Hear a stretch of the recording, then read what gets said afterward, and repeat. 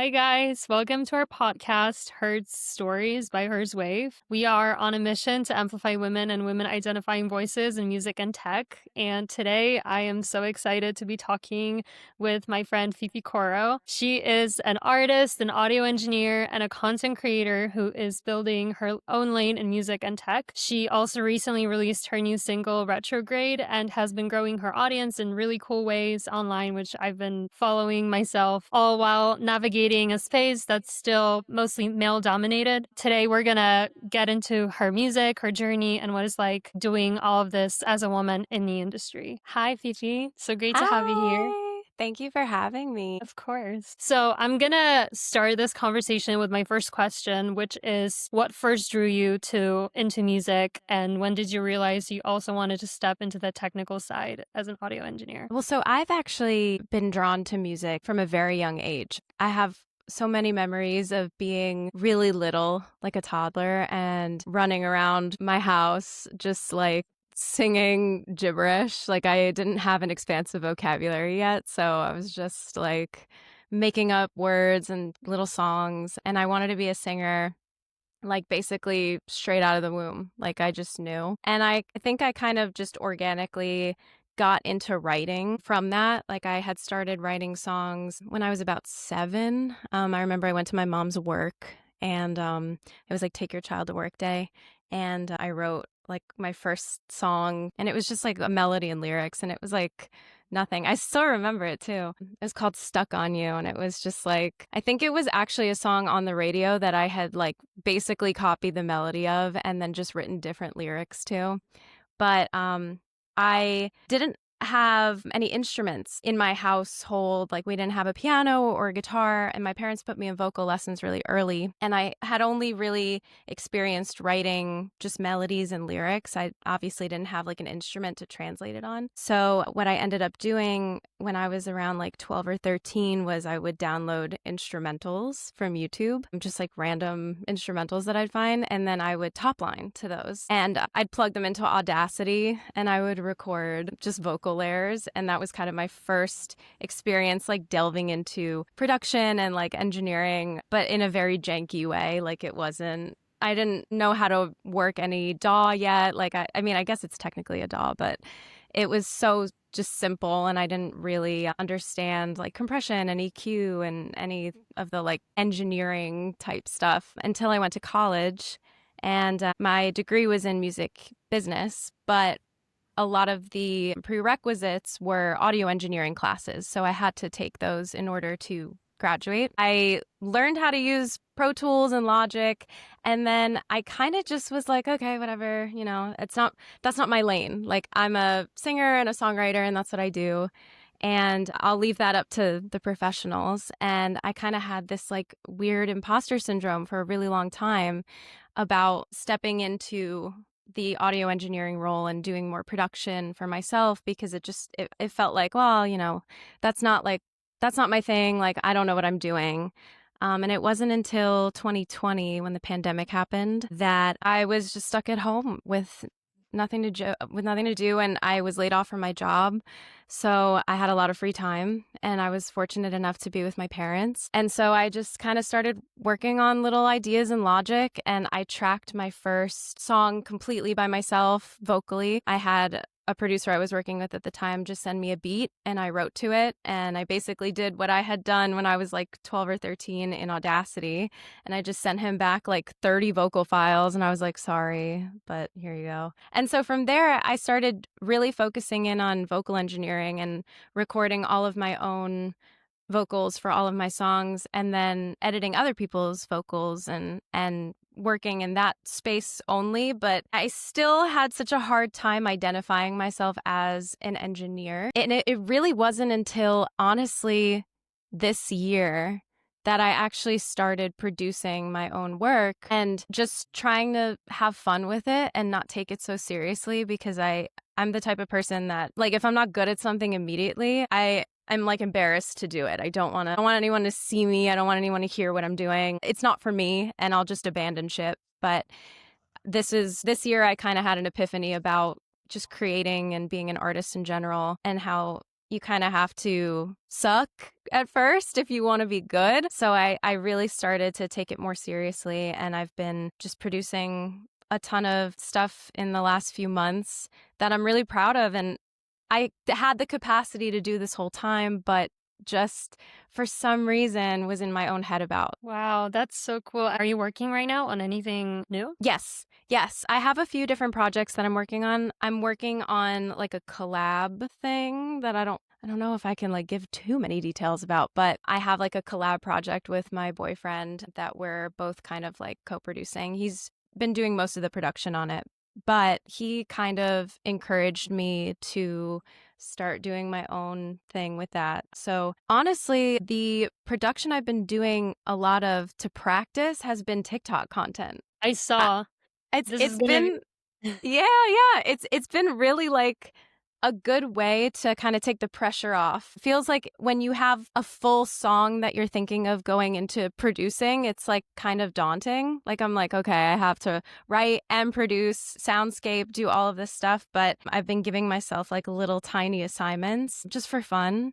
And it's helped me navigate just production in general and what I want my own sound to be in a way that's been really kind of like relaxed and chill and not, so daunting. Yeah. So you recently released your single Retrograde. I was wondering what inspired this song. I love to reminisce. I really love to just like look back on really nice moments in my life and reminisce on them. Like I really like to romanticize my life. I wanted to Same. write something. Yeah, like it's that song Everything Is Romantic by Charlie XCX. Like the first time I heard it on her album, I like cried because I was like, yeah, everything is romantic. But yeah, I have been with my boyfriend now for almost 2 years, and I was like, I should probably like write a little sweet song about him, a little love song. And, I kind of rarely find myself writing love songs. A lot of the songs that I tend to write are more internally focused. Like they're about me either suffering or the opposite. Like I'm like, life is good and great, or I'm like, I hate everybody. So I was like, oh, it'd be really sweet to write a little song about him. So yeah, I was inspired by just a lot of the sweet memories that we've had together over the last couple of years, and how I feel like I'm wistfully always kind of thinking about, remember last summer when we did this, and remember, when we did that. And I find myself like so stuck in the past sometimes that I forget to live in the moment. So that was kind of the idea behind living in retrograde. Wow. So my next question is actually going back to content creation. As an indie artist, social media has become such a big part of growth and discovery. And I was wondering, from your perspective, how can artists use content creation platforms like TikTok to really build their audience in an authentic way? And you can also like talk about, I would love for you to talk about these production videos too, because they're so cool. And I saw that you went viral with that. The current platforms that we have at our disposal are really amazing. And I think that a lot of artists tend to look at content creation as this kind of evil or necessary evil that we now have as a part of just the artist experience. Like if you want to make it in the industry, everyone's like, now I have to make content. This sucks. And I do understand that perspective to a degree. I mean, I think obviously it's annoying to think about having to like make content, like to wake up every day and be like, what am I going to post today? And I do understand that aspect of it, but I also think that we have tools at our disposal now that we didn't have even 10 years ago. TikTok is such an amazing music discovery platform. You now have a way of marketing yourself in a way that you used to have to pay labels to do. If you wanted people to hear your music, you had to pay for social media marketing campaigns, and you had to pay for billboards and ads and publicity and blog, just all of these different things that only a label could give to you to build an audience. And if you didn't have money or resources, you were shit out of luck. And I think that now we have these opportunities that are presented before us as artists to market ourselves. It doesn't have to be so clinical. It doesn't have to be so like, how can I appear authentic today? Like, I think you can find your own lane in what your music like represents or what your message is. Like, if you're somebody who loves to sit down and write songs on her guitar, and that's how you create your music, then uploading videos of you sitting and playing guitar and, explaining what each song is about can be your way of connecting with an audience. But if you're somebody who has a whole production, or maybe you're a producer and you want people to see the work that you make, there's ways of kind of talking about, your experience in the studio. I think there's just so many ways that you can show who you are as an artist online. And there's so many creative ways to do that don't require you spending any money at all a lot of times. I mean, you can, but the fact that it's free and you can just you can upload a 15-second video and it might go viral and get millions of views and boost listenership is it's just amazing to me. And I think it's something that I try my best to take advantage of. I mean, I try to avoid burnout too, because I know it can be really hard to wake up every morning and think about the next piece of content you're going to make. Thinking of your life in terms of content is a little dystopian, and I don't know, feels a little weird, but Yeah.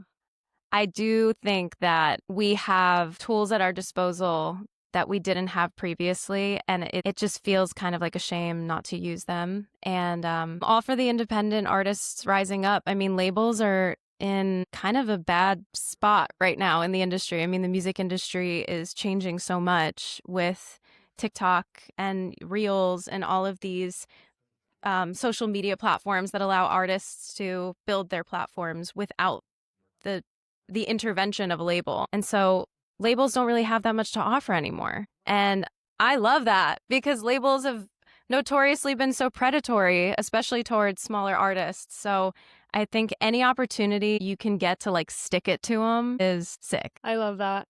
Actually, are you fine with social media? Because me personally, I'm very active on social media because I have to be, but social media at the same time very often has such a negative effect on my mental health. And to be honest, the very initial idea of this entire project, which I started back in 2020, was to focus on sharing authenticity on social media, because at the time it was 2020 basically, so it was basically around the time when TikTok was getting bigger, and TikTok kind of introduced this more authentic way of showing your life. But up till then, I don't know if you remember, everything was so highly curated because most people were Yeah. on Instagram.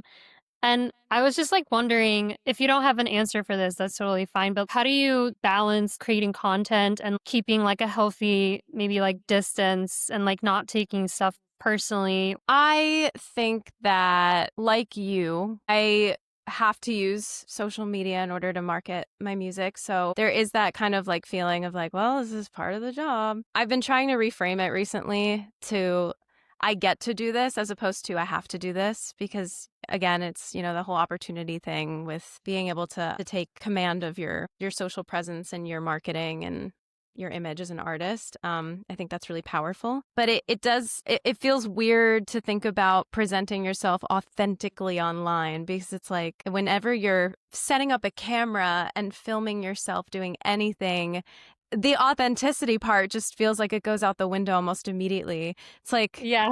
you ever catch yourself in a moment where you go to record yourself talking about something and you fumble your words and you go, okay. And then you reset it up and you're if someone saw this, they would be what the fuck? I know. It doesn't feel authentic at all. Yeah.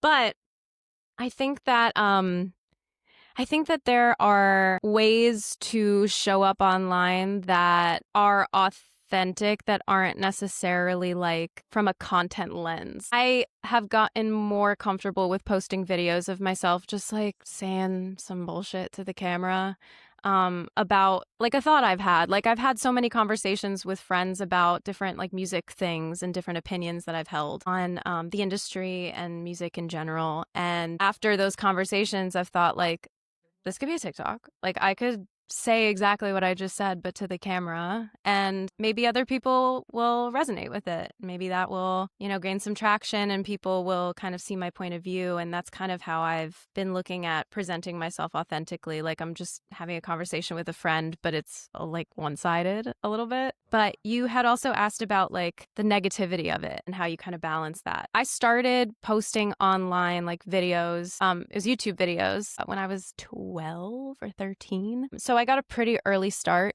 to just being on the internet. And I think I was fortunate in like a weird fucked up way to have hate comments early, because any sense of disappointment or hurt that I think I might be feeling now had I not experienced that would be it would just be so amplified. I kind of got it over with. I've kind of developed a thicker skin, which is like so messed up. I'm like, yeah, I started getting hate early. It doesn't feel like anything anymore. But I'd get YouTube comments from people that would be like insane. And I was a child. And I think just from seeing that so much, like obviously nobody reads a hate comment and thinks like, oh, golly gee, like that is just awesome. But I definitely don't feel like my stomach drop and like my heart beat like quicken when I see something shitty that someone said. I kind of started to just like, I posted a TikTok about this actually, but it's true. I've started to look at anytime I get a hate comment as it's just a bot. Like if I just tell myself it's not real, it's like, oh, somebody just like ran like a code and made a bot to like spam hate comments. It like doesn't hit as hard because you turn off your phone. Had you not checked the notification a second ago, you wouldn't have known that somebody left you a comment at all. So I just kind of think like if somebody came up to me in person and said like, you suck and you can't sing, that would feel way worse than reading it via TikTok, So I've just kind of started adopting that mindset. Even I don't know if it's true or not. I don't know if it is a bot or not, but I just like to think that it is every time.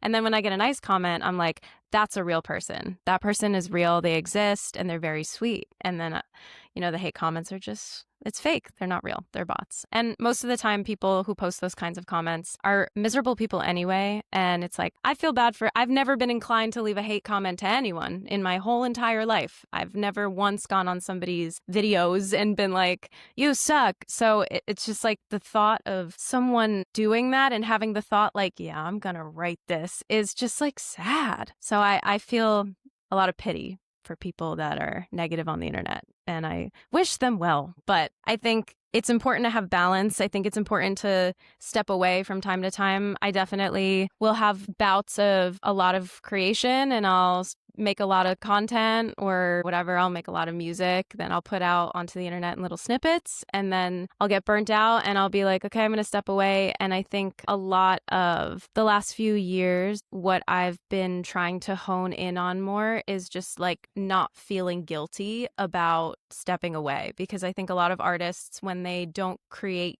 for an extended period of time, they feel this weird like guilt and obligation. But everybody takes a vacation from their jobs, Nobody works every single day of the week 24/7. People have lives and people have things that they experience in their lives. And if I start feeling like it's just too much and I am too negative and everything on the internet is pissing me off, then I'm just like, all right, we're gonna shut it down for however long I need to, and then I'm gonna come back and nothing will have changed. Nobody decides that they no longer like me as a person or an artist if I step away for a week or a month. So, it's not as deep as I think we make it out to be. Yeah, no, that's so healthy. That's such a healthy mindset. My next question is about going viral. I was wondering if you going viral ever changed the way you see your art or how you want to show up online. I think the only thing it's changed is my perspective of how much I share. And how much of myself I want to give to other people, because I think prior to going viral, and I've gone viral a couple of times for like a few different things. It's been like at different points in my life, but like it's made me kind of aware that like, oh, people can see what I post. It's not just like going out into the void. And so it's made me just a little bit more careful about how much I share. I think that it's important to like show your personality and who you are as a human being as well as your artistry. But I do think that we live in a culture of oversharing. I see a lot of people online posting things that you could not get out of me if you put me in an interrogation room. And I am always I'm always amazed by the things that people will share about themselves and their experiences in life online. And I just think like you've got a digital footprint and it doesn't leave for a while. Yeah, it's not I forever. Yeah, yeah. I mean, And there's, like, literally videos of, like, these big artists like Sabrina Carpenter, literally of her posting some, like, stupid, like, YouTube videos from literally, like, the early 2000s, and people still find it, and the internet wasn't as advanced and developed at the time as it is now, so yeah. Yeah, that it's out there. Anything that you put up, it's out there. And I have an IT dad. I have an IT family. My brother and my dad are both in IT. And they, from the very beginning, were like, you got a digital footprint. Like, be careful what you post. So I always kind of have my dad in my ear being like, careful, don't say anything too crazy on the internet because it's there forever. So I think I was lucky to have an adult figure in my life when I was very young and online telling me, like, maybe don't do that. But I think a lot of people, because we have this new generation of people growing up on the internet, I'm a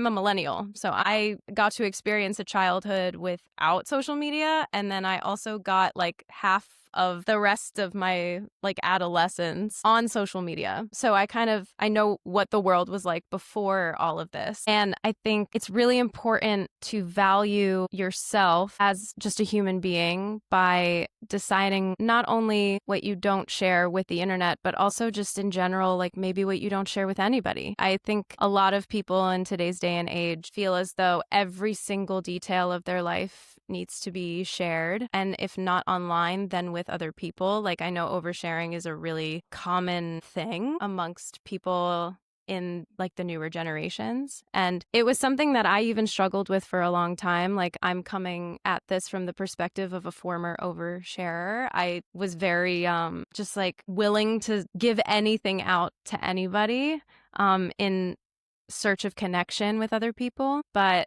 I realized that there was something special about reserving things that I had only for myself.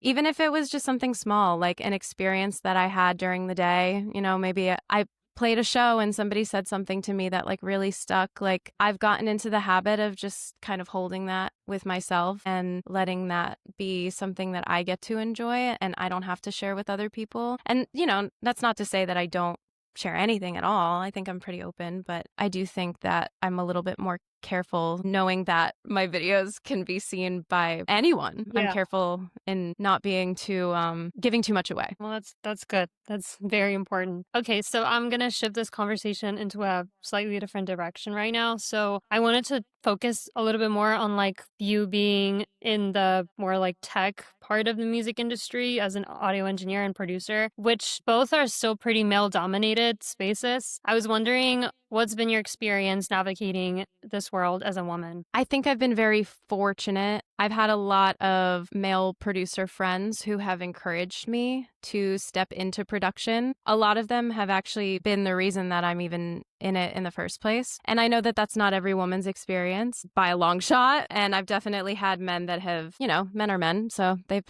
mansplain. You know how they are. I've definitely had those experiences too, but I've been very fortunate with the people that I've surrounded myself with. They've been encouraging and they've really wanted me to step into the tech space more because they know that I'm capable of it. And I think I was actually the one holding myself back for a really long time. But I've had a pretty positive experience. I've definitely had interactions with men that have left me pretty disappointed, but for the most part, I think I've been really careful about who I've surrounded myself with. I'm very picky choosy about that kind of thing, especially when it comes to any form of creation. Anytime I'm collaborating with anybody, I can't just like have a session with someone and just write a song and like be done. Like I want it to feel like a real connection with somebody else, especially if it's like a co-write or, they're working with me as a producer and I'm singing. Like there's a little bit of vulnerability that you have to open yourself up to in those moments. I'm sure you've had the same experience. Anytime you're in any session, you're kind of pouring your soul to another person. So I've been very careful about the people that I've poured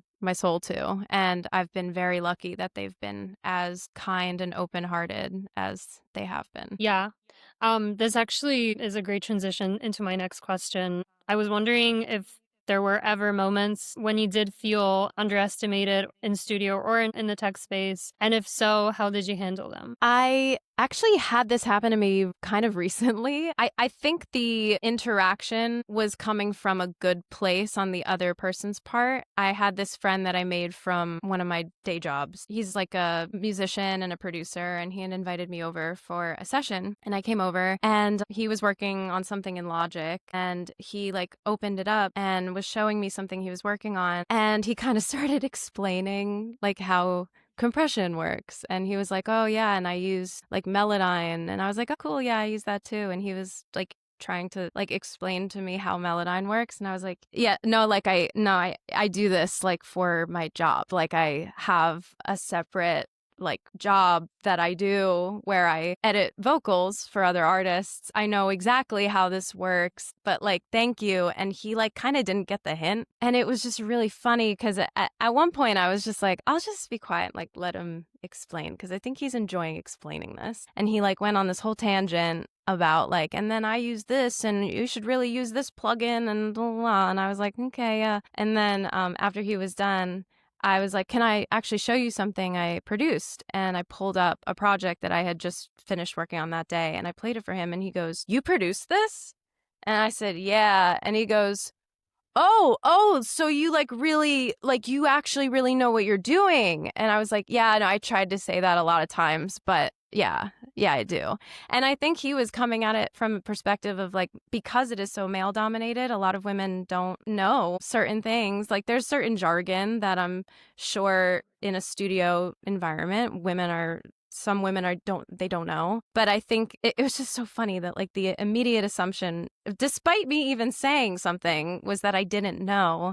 And so it kind of took me just kind of like shutting up and being like, here's what I made, for him to be like, oh, you're legit. And I think just anytime I'm in a situation with a man who's underestimating me, I'm like, I'm going to let them talk because the more that they talk, the dumber they're going to feel when I inevitably show them what I'm capable of and they retract everything they've said. I think it's a really frustrating thing, though, to be looked at as somebody who just doesn't know what she's talking about. There have been plenty of times I've been in a studio with a producer who has gone to explain what he's doing to me without me having asked first. Like there plenty of sessions I've been like, hey, what are you doing there? What's that plugin? Can you explain da da da? Or like, there was a period of time where I didn't really understand how compression worked. And I was like, okay, you gotta like, what the hell is attack and release? And I had a very patient and not condescending producer explain it to me. And then I was like, oh, okay, I get it. Thank you very much. And whatever, I asked and you answered and that's great. But I do think that a lot of men feel like they have to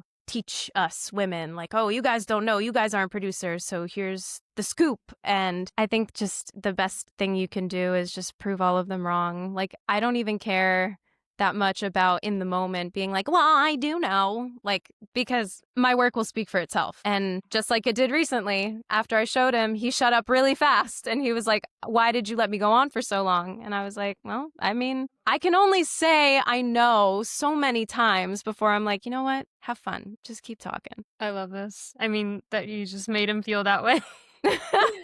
No, and he did apologize afterward. He was like, I didn't know your game. And I was like, it's okay. Just like for the future, don't assume that every woman you're talking to has no idea what's going on.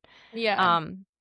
But there have been so many times where like I'll be in a session with someone, a man, and he'll go to like explain something, but using like very elementary terms. And then I'll follow up with some like audio engineering jargon that they don't expect me to know. And then, he'll be like, oh, how did you know what that is? I'm like, well, maybe if you like stop talking for 2 seconds, you would know. But yeah, I think it's a common experience because it is so male dominated. But I'm really hopeful that women will start getting into this space more and more. And I think I'm seeing that. I'm seeing a lot more women taking control of their own production. And honestly, a really big reason I even started doing it in the first place was I've always believed in a sense of self-sufficiency, especially in creation. When I was 13, I was in this like rock band at a music school that I was taking voice lessons at. I didn't know how to play any instruments at the time. So all I did was write the songs for the band and we would play these gigs, and without them, I couldn't like play a show. And then as things started to come to an end with the band, I kind of had a realization of like, oh, if I want to keep going and performing and making this a career for myself, I have to be able to accompany myself in some way. So I taught myself how to play guitar. And that was kind of the first time that I was like, maybe I need to stop relying on other people to do what I want to do. And it started with guitar, and then I learned how to play the piano. And then it started being like filming and editing. Like I started learning how to do graphic design and how to build my own website and how to just do all of the admin stuff that, people would pay other people for, because I'm broke and I can't pay other people to do it a lot of the time. So I'm like, well, I might as well figure out how to do it myself. And so I think producing kind of was born from that same place of just not wanting to rely on other people, because there have been plenty of times I've had sessions with people where we've made something and then I've waited months for them to get back to me with the stems or to come back to me with a mix or just whatever, like to finish it. And it's like, I've done my part, but they're not doing their part. And so much of what I want is being delayed because of them. And I it just happened to me so many times that I was like, you know what, fuck this. I'm just going to learn how to produce my own shit. I'm going to track all my own vocals, and I'll learn a little bit of mixing while I'm at it. And I know where my strengths are and where my weaknesses are. So I do all of as much as I can, and I try to improve my knowledge in production and mixing. But I send it to a real mixing engineer and I say, you do this because I trust you. And I send it to a mastering engineer because I have no interest in mastering whatsoever. And they can do that. And then if that's one less person that I have to rely on to get my music out into the world and my art, then great, But I think it's important for women to take control of their own music and their art and any output that they have. Yeah, totally agree. I have one more question, and it basically is, what advice would you give to your younger self knowing everything that you know right now? Get over yourself, for real. I have spent so much time in my life being so scared to take any kind of leap into something new. I always end up taking the leap, but it takes me so long to do it because I'm like, oh, what if I don't know what I'm doing? Oh, what if I suck? It's just like all these stupid thoughts holding you back. But it's like, commit to sucking and just, you got to take the step forward, because everybody who's ever accomplished anything in their lives has done so very bravely and just taken that leap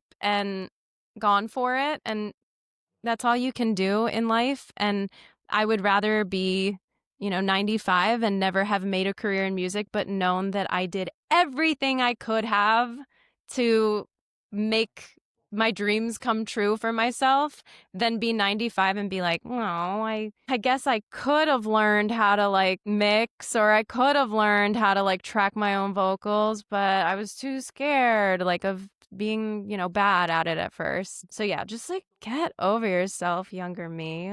It's not that serious. Also, like I had this idea for so long that I had to like show up online and in a content way as like this perfectly formed like product. I have to be like so perfectly like, I can't make any mistakes. I can't look stupid. I can't, have any flops. Like everything I put out has to be exactly perfect, and it all has to get this many views, and it's like, it's not that deep, not that many people give a shit, and eventually, hopefully they will, but until then, just like have fun and like create things and don't limit yourself with your own beliefs. Because it's like the only thing that's ever standing in my way, the only thing that has ever stood in my way my whole life has been myself. So that's, I would say, get over yourself, Fifi. I fully agree with that as well. So which woman in music or life inspires you the most right now? I've recently been listening to a lot of FK Twigs because she is self-produced and she makes a lot of experimental music that I really, really like. Same with Imogen Heap.